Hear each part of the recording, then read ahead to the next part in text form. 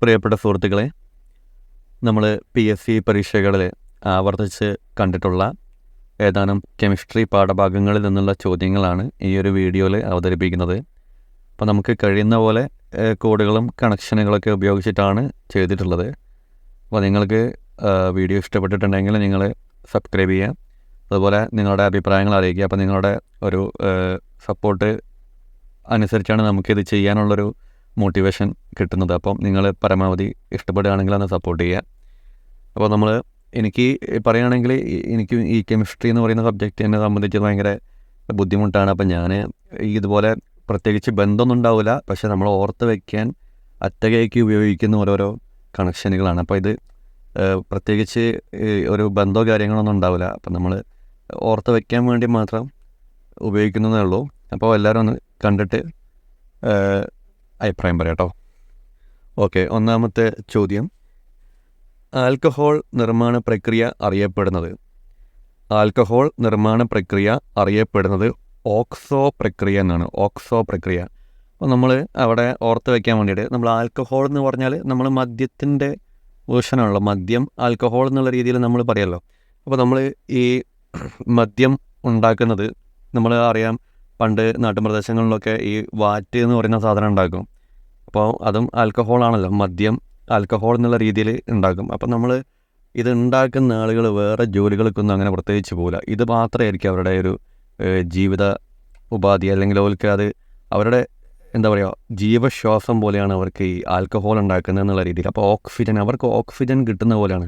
നമ്മൾ പറയും നമ്മളെ ജോലി എന്ന് പറഞ്ഞാൽ നമ്മൾക്ക് ഇപ്പോൾ ഒരു ജോലി എന്ന് പറയുമ്പോൾ ആ ജോലി കഴിഞ്ഞിട്ട് നമുക്ക് വേറെ എന്തോ അത്രയ്ക്കും ഡെഡിക്കേറ്റഡ് ആയിട്ടേക്കും നമ്മളെ ജീവശ്വാസം പോലെയാണ് ജോലി എന്നുള്ള രീതിയിൽ നമ്മൾ ആലോചിക്കുമ്പോൾ ആൽക്കഹോൾ ഉണ്ടാക്കുന്നതാണ് ഈ ആളുകളുടെ ഒരു എന്താ പറയുക അത്രയും അവർ ഡെഡിക്കേറ്റഡ് ആയിരിക്കും. അവർക്ക് ഓക്സിജൻ പോലെയാണ് ഈ ആൽക്കഹോൾ ഉണ്ടാക്കുന്നത് എന്നുള്ള രീതിയിലാണ് ഞാനത് കണക്ട് ചെയ്ത് വെച്ചത്. അപ്പോൾ ആൽക്കഹോൾ നിർമ്മാണ പ്രക്രിയ ഓക്സോ പ്രക്രിയ. അത് ഉണ്ടാക്കുന്ന ആളുകൾക്ക് ഓക്സിജൻ പോലെയാണ്, അവർക്ക് ജീവവായു പോലെയാണ് ഈ ആൽക്കഹോൾ ഉണ്ടാക്കുന്നത് എന്നുള്ള രീതിയിലാണ് കണക്ട് ചെയ്ത് വെച്ചത്.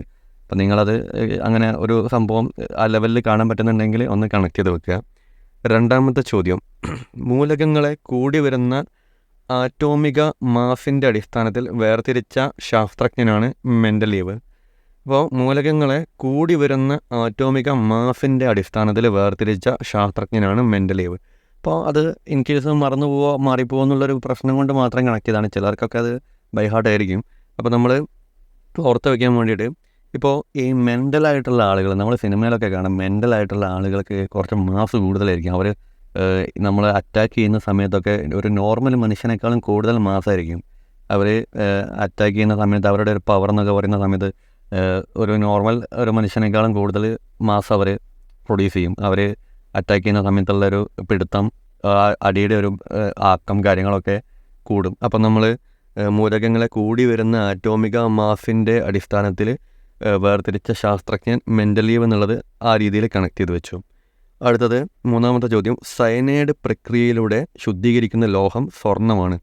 സയനൈഡ് പ്രക്രിയ വഴി ശുദ്ധീകരിക്കുന്ന ലോഹമാണ് സ്വർണം.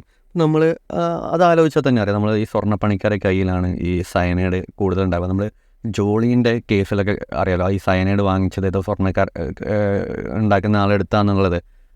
ആ രീതിയിലാണ് നമ്മളത് ഓർത്ത് വെച്ചത്. അപ്പോൾ സ്വർണ്ണപ്പണിക്കാരുടെ കയ്യിലുണ്ടാകുന്ന സാധനമാണ് സയനൈഡ് എന്നുള്ള രീതിയിൽ ആണ് ഓർത്ത് വെച്ചത്. അടുത്തത് നാലാമത്തെ ചോദ്യം, സ്റ്റോറേജ് ബാറ്ററികളിൽ ഉപയോഗിക്കുന്ന ലോഹം ലെഡാണ്. സ്റ്റോറേജ് ബാറ്ററികളിൽ ഉപയോഗിക്കുന്ന ലോഹമാണ് ലെഡ്. അപ്പം നമ്മൾ ഈ LED എന്നുള്ള രീതിയിലാണ് ഇത് ഓർത്ത് വെച്ചത്. ലെഡ് എന്നുള്ളത് LED. നമ്മൾ LED ബൾബ് കത്തിക്കണമെങ്കിൽ ബാറ്ററി വേണമെന്നുള്ള സ്റ്റോറേജ് ബാറ്ററി ഉപയോഗിച്ചിട്ടാണ് LED ബൾബ് കത്തിക്കുന്നത് എന്നുള്ള രീതിയിലാണ് ഓർത്ത് വെച്ചത്. അപ്പം സ്റ്റോറേജ് ബാറ്ററികളിൽ ഉപയോഗിക്കുന്ന ലോഹം ലെഡ് എന്നുള്ളത് ആ രീതിയിൽ ഓർത്ത് വെക്കാൻ പറ്റും. അടുത്ത അഞ്ചാമത്തെ ചോദ്യം, വളമായിട്ട് ഉപയോഗിക്കുന്ന പൊട്ടാസ്യം സംയുക്തമാണ് പൊട്ടാസ്യം ക്ലോറൈഡ്. വളമായിട്ട് ഉപയോഗിക്കുന്ന പൊട്ടാസ്യം സംയുക്തമാണ് പൊട്ടാസ്യം ക്ലോറൈഡ്. അപ്പോൾ അത് ഓർത്ത് വയ്ക്കാൻ വേണ്ടിയിട്ട് നമ്മളിപ്പോൾ നാട്ടിലിപ്പോൾ കൃഷിപ്പണിക്കൊക്കെ നമ്മൾ പുറമേ നിന്ന് ഈ നോർത്ത് ഇന്ത്യയിൽ നിന്ന് വരുന്ന അതിഥി തൊഴിലാളികളെ വിളിക്കുന്നുണ്ട്. അപ്പോൾ അവർക്ക് പ്രത്യേകിച്ച് വലിയ ഐഡിയ ഇല്ലാത്ത ആളുകളൊക്കെ ആണെങ്കിൽ നമ്മൾ പറയല്ലോ, നമ്മൾ ആ പൊട്ടനെ വളടാൻ ഏൽപ്പിച്ചിട്ട് അത് കുളമാക്കി എന്നുള്ള രീതിയിൽ പൊട്ടാസ്യം ക്ലോറൈഡ് വളമിടാൻ ഏൽപ്പിച്ച് പൊട്ടനത് കുളമാക്കി. ഇപ്പോൾ പൊട്ടാസ്യം ക്ലോറൈഡ് എന്നുള്ള രീതിയിൽ അവിടെ ആരും കളിയാക്കാൻ വേണ്ടി പറയുന്നതൊന്നുമല്ല, നമ്മൾ ജസ്റ്റ് കണക്ട് ചെയ്യാൻ വേണ്ടി മാത്രം പറയുന്നതാണ്. അപ്പം ആ രീതിയിൽ പൊട്ടാസ്യം ക്ലോറൈഡ് എന്നുള്ളത് ഓർത്ത് വയ്ക്കാൻ പറ്റും. അടുത്തത്, മോൺസ് പ്രക്രിയ ഏത് ലോഹത്തെ വേർതിരിക്കാനായി ഉപയോഗിക്കുന്നു? മോൺസ് പ്രക്രിയ ഏത് ലോഹത്തെ വേർതിരിക്കാനായി ഉപയോഗിക്കുന്നു? നിക്കലിനാണ്, നിക്കൽ. അപ്പം ഞാൻ അത് ഓർത്ത് വെച്ചത്, നമ്മൾ വാട്സപ്പ് സ്റ്റാറ്റസിലൊക്കെ കാണാം, നമ്മൾ കുറേ ആളുകൾ പിണങ്ങിപ്പോയി കഴിഞ്ഞാൽ വെക്കുന്ന സ്റ്റാറ്റസ് DP ഒക്കെ തന്നെ ഒറ്റയ്ക്കൊരു കുന്നിൻ്റെ മുകളിൽ ഒരു മനുഷ്യൻ നിൽക്കുന്ന ഫോട്ടോ, അല്ലെങ്കിൽ ഒരു പാലത്തിൻ്റെ അവിടെയൊക്കെ ഒറ്റയ്ക്ക് ഏകാഗിയായിട്ടിരിക്കുന്നൊരു രീതിയിലുള്ള ഫോട്ടോ DP വെക്കുന്നു, അതുപോലെ സ്റ്റാറ്റസ് വെക്കുന്നു. ആ രീതിയിൽ നമ്മൾ കാണലുണ്ട്. അപ്പോൾ ഈ മോൺസ് എന്നുള്ളത് ഞാൻ മൗണ്ടെയിൻ എന്നുള്ള രീതിയിൽ അവിടെ ഓർത്ത് വെച്ചു. മോൺസ് എന്നുള്ള മൗണ്ട് എന്നുള്ള കുന്നിൻ്റെ മുകളിൽ ഒരാൾ നിൽക്കുന്നു, കുന്നിൻ്റെ മുകളിൽ അവിടെ നിൽക്കുന്നു. അപ്പം നിക്കൽ എന്നുള്ളത് നിൽക്കുക എന്നുള്ള ആലോചിക്കാം. മോൺസ് എന്നുള്ള മൗണ്ടെയിൻ എന്ന് ആലോചിച്ച് കഴിഞ്ഞാൽ ഒരു കുന്നിൻ്റെ മുകളിൽ ഒരാൾ നിൽക്കുന്നു എന്നുള്ള രീതിയിൽ കണക്ട് ചെയ്യുകയാണെങ്കിൽ നമ്മൾ സ്ഥിരം കാണുന്നതാണ്. കുറേ ആൾക്കാർ സ്റ്റാറ്റസിലൊക്കെ എന്തെങ്കിലുമൊക്കെ ആരെങ്കിലുമായിട്ട് വഴക്കുണ്ടാക്കി കഴിഞ്ഞാലൊക്കെ ഒറ്റയ്ക്കുള്ള ഫോട്ടോ DP വെക്കുന്നു, എല്ലാവരും ഒറ്റപ്പെടുത്തി എന്നുള്ള രീതിയിൽ. ആ രീതിയിൽ കുന്നിൻ്റെ മുകളിൽ ഒരാൾ ഒറ്റയ്ക്ക് നിൽക്കുന്ന ഒരു സംഭവം ആലോചിക്കുകയാണെങ്കിൽ മൗണ്ടെയിൻ്റെ മുകളിൽ ഒറ്റയ്ക്ക് നിൽക്കുന്നു, മോൺസ് പ്രക്രിയ നിക്കൽ എന്നുള്ളത് നിൽക്കുന്നു എന്നുള്ളത് കണക്ട് ചെയ്യുകയാണെങ്കിൽ അവിടെ കിട്ടും. അപ്പോൾ ആ രീതിയിലൊന്ന് ആലോചിച്ച് നോക്കുക. എടുത്തത് 7ാമത്തെ ചോദ്യം, വെള്ളി ആഭരണങ്ങളെ കറുപ്പിക്കുന്നത് സൾഫർ കോമ്പൗണ്ടാണ്. സൾഫർ കോമ്പൗണ്ട് ഇതൊക്കെ എല്ലാവർക്കും അറിയുന്നതായിരിക്കും കേട്ടോ, ഞാൻ തീരെ കിട്ടാത്ത ആളുകൾക്ക് വേണ്ടിയിട്ടാണ് പറയുന്നത്. അപ്പോൾ സൾഫർ കോമ്പൗണ്ട് എന്നുള്ളത് നമ്മൾ വെള്ളി ആഭരണങ്ങളെ കറുപ്പിക്കുന്നത് സൾഫർ കോമ്പൗണ്ടാണെന്നുള്ളത് ഓർത്ത് വെച്ചത്. ഞാൻ കോളേജിൽ പഠിക്കുന്ന സമയത്ത് നമ്മളെ കോമ്പൗണ്ടിൽ അന്ന് നമ്മൾ പൾസർ ബൈക്കിൻ്റെ തരംഗമായിരുന്നു. ഒരു സമയത്ത് നമ്മൾ കോളേജിൽ പഠിക്കുന്ന സമയത്ത് എല്ലാവർക്കും ഒരുവിധം അറിയാൻ പറ്റുന്ന ബൈക്കാണ് Pulsar bike, black Pulsar bike. അതിൻ്റെ മുകളിൽ സിൽവർ കളറിൽ പൾസർ എഴുതിയിട്ടുണ്ടാവും. അപ്പോൾ ഞാനത് ജസ്റ്റ് വെള്ളി ആഭരണങ്ങളെ കറുപ്പിക്കുന്നത് വെള്ളി കളറിൽ കറുത്ത പൾസറിൻ്റെ മുകളിൽ, അങ്ങനെ ആ പൾസർ എന്നുള്ള സൾഫർ കോമ്പൗണ്ട് എന്ന് പറയുന്നത് നമ്മളെ സ്കൂളിൻ്റെ കോമ്പൗണ്ട് എന്നാണ് ഞാൻ അവിടെ ആലോചിച്ചത്. നമ്മളെ ക്യാമ്പസിൻ്റെ കോമ്പൗണ്ടിൻ്റെ ഉള്ളിൽ ഒരുപാട് പേർക്ക് പൾസർ ബൈക്കാണ് ഉണ്ടാവുക. പൾസർ ബൈക്കിൻ്റെ മുകളിൽ അത് സൾഫർ കോമ്പൗണ്ട് എന്നുള്ളത് പൾസർ കോമ്പൗണ്ടിലുണ്ട്, അതിൻ്റെ മുകളിൽ വെള്ളി കളറിൽ പൾസർ എഴുതിയിട്ടുണ്ട്. ഞാനൊരു ചിത്രം അവിടെ ജസ്റ്റ് കാണിക്കാം, നിങ്ങൾ നോക്കിക്കഴിഞ്ഞാൽ മനസ്സിലാവും. അടുത്തത് 8ാമത്തത്, ഏറ്റവും ഭാരം കൂടിയ ലോഹമാണ് ഓസ്മിയം. ഏറ്റവും ഭാരം കൂടിയ ലോഹം ഓസ്മിയം. 2 രീതിയിൽ ഞാൻ കണക്ട് ചെയ്തിട്ടുണ്ട്. ആദ്യം ഫസ്റ്റ് ടൈം അത് കണക്ട് ചെയ്തത് ഞാൻ നമ്മളെ ഫ്രണ്ട്സിൻ്റെ ഇടയിൽ ഓസിന് ഫുഡ് അടിക്കുന്ന ആളുകൾക്ക് ഭയങ്കര ഭാരമായിരിക്കും. നമ്മൾ അത്യാവശ്യം കഴിക്കുന്ന ആളുകൾക്ക് എന്തായാലും ഭാരം ഉണ്ടാവുമല്ലോ. അപ്പോൾ ഓസിന് ഫുഡ് അടിക്കാൻ പറയുമ്പോൾ ഒരുപാട് കഴിക്കുമല്ലോ. അപ്പോൾ അങ്ങനെ കഴിക്കുന്നവർക്ക് ഭയങ്കര ഭാരമായിരിക്കും എന്നുള്ള രീതിയിലാണ് അത് കണക്ട് ചെയ്തത്. പിന്നെ ഒരു കണക്ഷൻ കിട്ടിയത്, നമ്മൾ നനയ്ക്കുന്ന സമയത്ത് നമ്മൾ പൈപ്പിലൂടെ വെള്ളം വരും. ഈ ഓസല്ലേ, നമ്മൾ നനയ്ക്കുന്ന ഓസ് ഈ മോട്ടർ ഇട്ട് കഴിഞ്ഞാൽ ചില സമയത്ത് വെള്ളം കയറുമല്ല. അപ്പം നമ്മൾ ജസ്റ്റ് ഈ ഓഫ് ഒന്ന് പൊന്തിച്ച് നോക്കും. ഓഫിന് ഭാരം ഉണ്ടെങ്കിൽ അതിലൂടെ വെള്ളം പാസ് ചെയ്യുന്നുണ്ടെന്നാണ്, ഇല്ലെങ്കിൽ വെള്ളം കയറുന്നില്ല, മോട്ടറിന് എന്തോ തകരാറുണ്ട് എന്നുള്ള രീതിയിലാണ് നമ്മൾ.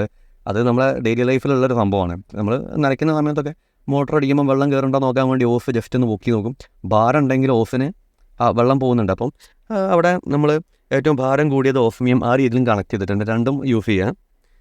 9ാമത്തെ ചോദ്യം, പാചകവാതകത്തിലെ മുഖ്യമായ ഘടകം ഏത്? ബ്യൂട്ടെയിൻ. പാചകവാതകത്തിലെ മുഖ്യമായ ഘടകമാണ് ബ്യൂട്ടെയിൻ. അപ്പോൾ നമ്മൾ എപ്പോഴും എന്ന് വെച്ചാൽ നമ്മൾ പാചകം ചെയ്യുമ്പോൾ എപ്പോഴും ബ്യൂട്ടിഫുൾ ആയിട്ട് ചെയ്യണം. നമ്മൾ എന്തായാലും കുക്കിംഗ് മെനക്കെടുകയാണ്. ആ സമയത്ത് നമ്മൾ ഒന്നും മോശമാക്കരുത്, നല്ല രീതിയിൽ ബ്യൂട്ടിഫുൾ ആയിട്ട് വെക്കുക, നല്ല ടേസ്റ്റി ആയിട്ട് വെക്കുക എന്നുള്ള രീതിയിലാണ് പാചകവാതകത്തിൽ മുഖ്യ ഘടകം ബ്യൂട്ടെയിൻ എന്നുള്ളത്. അപ്പോൾ പാചകം ചെയ്യുമ്പോൾ മുഖ്യമായിട്ട് നമ്മൾ ശ്രദ്ധിക്കേണ്ടത് അത് ബ്യൂട്ടിഫുൾ ആയിട്ട് ചെയ്യുക എന്നുള്ള രീതിയിലാണെന്നുള്ള ആലോചിച്ചാൽ മതി. ഇനി 10ാമത്തത്, കംപ്രസ്ഡ് നാച്ചുറൽ ഗ്യാസ്, അതായത് CNGയിലെ പ്രധാന ഘടകം മീഥെയിനാണ്. മീഥെയിൻ. അപ്പം നമ്മൾ അത് ഓർക്കാൻ വേണ്ടിയിട്ട് കംപ്രസ്ഡ് നാച്ചുറൽ ഗ്യാസ് എന്ന് പറയുമ്പോൾ കംപ്രസ് ചെയ്യുക എന്ന് പറഞ്ഞാൽ നമ്മൾ അമർത്തുക എന്നാണ്. അപ്പം മീഥെയാണ് നമ്മൾ പിടിച്ച് അമർത്തുക. നമ്മൾ സാധനം ഇപ്പോൾ ചാക്കിൽ കുറേ നമ്മൾ വേസ്റ്റുകൾ ഇടുകയാണ്. അപ്പോൾ അത് ഒന്നുകൂടി കുറച്ചുകൂടി കൊള്ളാൻ വേണ്ടിയിട്ട് നമ്മൾ എന്ത് ചെയ്യുക, അതിൻ്റെ മുകളിൽ പിടിച്ച് മീതെ പിടിച്ച് കംപ്രസ് ചെയ്യും. കംപ്രസ് ചെയ്യാൻ പിടിച്ചത് അമർത്തുക എന്നുള്ള രീതിയിൽ ഓർക്കുകയാണെങ്കിൽ ഇപ്പോൾ കംപ്രസ്ഡ് നാച്ചുറൽ ഗ്യാസിലെ പ്രധാന ഘടകം മീഥെയിൻ കിട്ടും. അപ്പം നമ്മൾ 10 ചോദ്യങ്ങളാണ് അവതരിപ്പിച്ചത്. അപ്പോൾ ഇതിൽ ഒരുപാട് പേർക്ക് എല്ലാം ബൈ ഹാർട്ടായിരിക്കും. നമ്മളിപ്പം എന്നെപ്പോലെ ആരെങ്കിലുമൊക്കെ ഉണ്ടെങ്കിൽ കെമിസ്ട്രിയിലെ ഒരു ബേസ് വളരെ കുറവുള്ള ആളുകളുണ്ടെങ്കിൽ യൂസ് ചെയ്യാന്നേ ഉള്ളൂ. അപ്പോൾ നിങ്ങൾ ഇത് ഇഷ്ടപ്പെട്ടിട്ടുണ്ടെങ്കിൽ നിങ്ങളൊന്ന് സപ്പോർട്ട് ചെയ്യുക. അപ്പോൾ നിങ്ങളുടെ ഒരു സപ്പോർട്ടും കാര്യങ്ങളാണ് നമുക്കിത് ചെയ്യാനുള്ളൊരു ഡ്രൈവ്. അപ്പം നമ്മൾ ഇപ്പോൾ ഈ കണക്ഷൻസൊക്കെ നമ്മൾ പറയുന്ന സമയത്ത് ആർക്കെങ്കിലും അങ്ങനെ ഹേർട്ടാവുന്ന രീതിയിലൊക്കെ തോന്നിയാൽ ക്ഷമിക്കുക. നമ്മളിത് ഓർത്ത് വയ്ക്കാൻ വേണ്ടി മാത്രം പറയുന്നതാണ്. അപ്പോൾ എല്ലാവരും ഒന്ന് സപ്പോർട്ട് ചെയ്യുക. Thank you.